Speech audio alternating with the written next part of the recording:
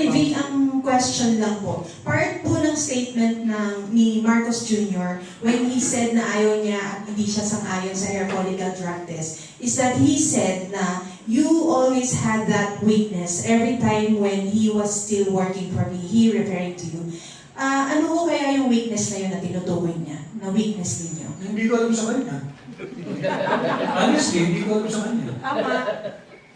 I'm the one who defended him. I'm the one who defended him.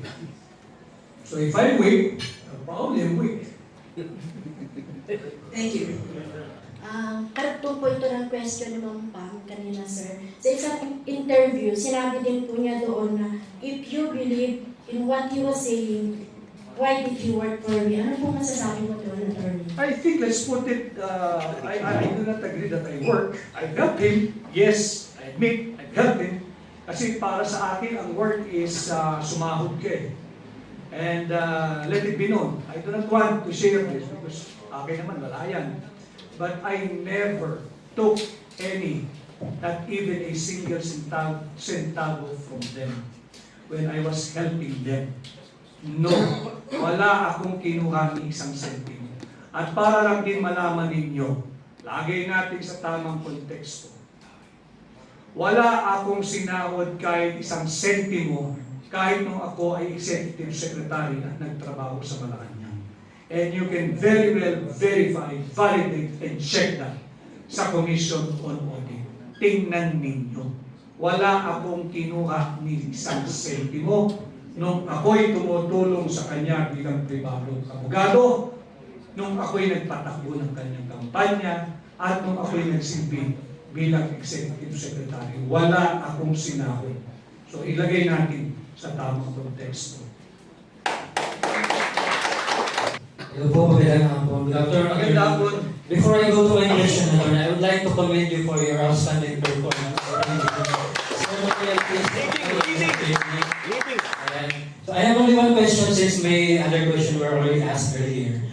I would like to get your statement, Attorney, regarding doon po sa sinabi ni President Marcos na he will declare or he will shut down the government if ever the Supreme Court will favor to your petition questioning the legality of the government defined. As a lawyer, attorney, as being an expert and as senatorial, do you think it's the right thing to do that he will shut down the government? And what will happen to us if ever he shut down the government? No, it's not the right thing to do.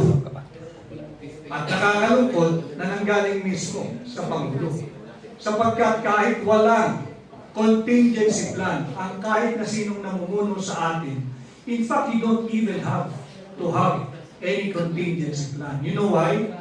Because the framers of our 1987 Constitution already anticipated an event like this should it happen. Kaya mayroong ang provision sa ating saligang batas na pagka nagkaroon ng ganito, automatic reenactment ng budget of the previous year. Hindi titigil ang ating gobyerno. Governance will continue. Why? By operation of the Constitution. By the dictate of the Constitution. Na automatic reenacted ang budget of the previous year. Malinaw yung sa saligang batas eh. So tuloy ang trabaho ng lahat ng naglilingkod sa gobyerno. At hindi sila dapat matakot dahil tuloy din ang kanilang sahod. At hindi rin tayo dapat mag-alala sapagkat yung mga hindi naman mahalagang bill, pag sinabing urgent, ipinapasa eh. Di lalo na yung national budget, obligahin mo yung iyong mga mambabatas, pumasok kayo, overtime tayo, ipasa niyo yan. Bakit? Mali yung pinapirma niyo sa akin eh. Blanco yung Bicameral Conference Committee report eh. O di magpasa kayo ng tama, itama natin yung proseso, respetuhin natin ang sariling batas. And I'm confident that the Supreme Court will see the wisdom that we have filed doon sa, the wisdom that are contained in the arguments that we have filed in the Supreme Court. Bakit? Ang Supreme Court, marunong magpasa ng tao ng budget yan. Alam nila na hindi sila pwede magsumiti ng kanilang panukalang budget for the coming year na may blanco. Bawal yun eh. And I'm happy. Meron akong isang katulad dito na barangay captain. Kapitan, hindi ba? Ang barangay, ang sangguniang barangay, hindi ka pwedeng magpasa ng budget na may blanco. Ibabalik sa iyo ng City Council. Hindi pwedeng magpasa ng panukalang budget ang barangay na may blanco kahit isang guhit, isang patlang, kahit isang sentimo. Hindi papasa sa konseho. At ganoon din ang municipal, ang city and provincial council.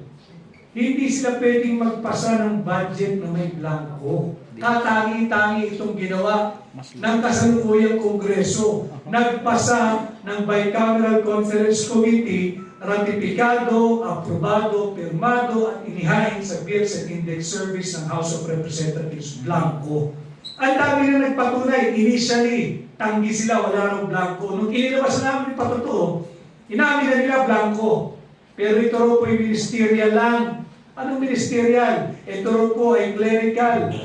Or correction lamang, grammatical, or spelling, or printing error. Paano naging printing error in 241 billion hindi kumulang? Paano naging clerical? Paano naging typographical? 74 billion pesos to be replaced, blank. Paano naging typographical? Paano naging ministerial? It involves a clear exercise of discretion. Kaya yung ating tinatanong, kaninong mahating kamay yung nakialam dyan? Sino ba siya? Babae ba siya? Lalaki ba siya? Tandem ba sila? O marami sila? Dapat natin silang panulitin because what they did is criminal. That is a crime against public interest. That is falsification of legislative document. That is a violation of Article 239 of the Revised Penal Code. That is usurpation of authority. Yan ay kriminal. At yan ay dapat ipawalang bisa at ideklarang unconstitutional because the 2025 GAA is nothing but a fruit of a very poisonous legislative process. Hindi dapat ito pahintulutan. Afternoon.